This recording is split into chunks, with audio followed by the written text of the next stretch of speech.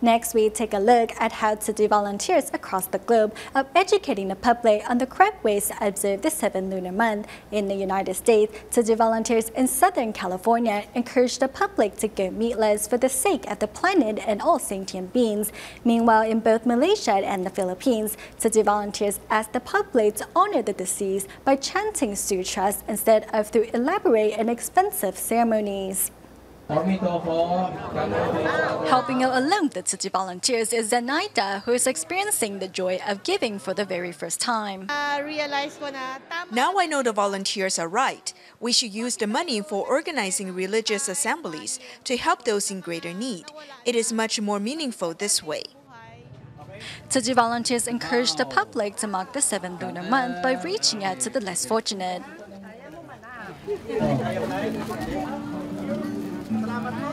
Okay, salamat.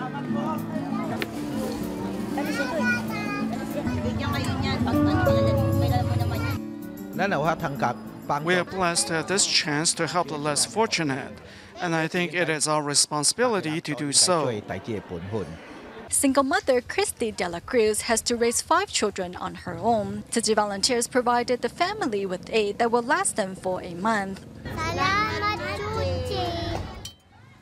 My family and I make a living from scavenging, so we don't have the means to purchase rice. Even if we have the money, we can only afford it for a day.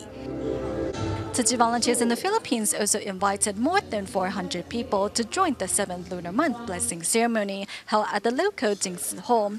By putting on a short skit, the volunteers educated the public on the correct way to mark the occasion.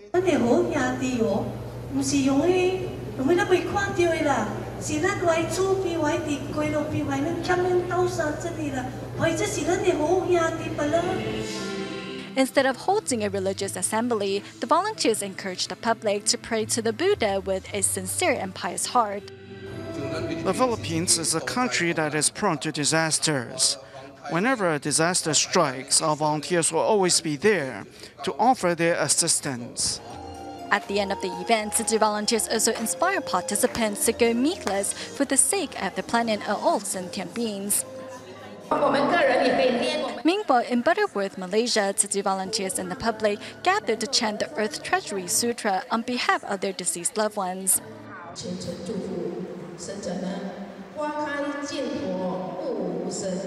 I don't know how to chant the sutra, so I just follow the words on the screen. I believe my loved ones will hear my sincere prayers.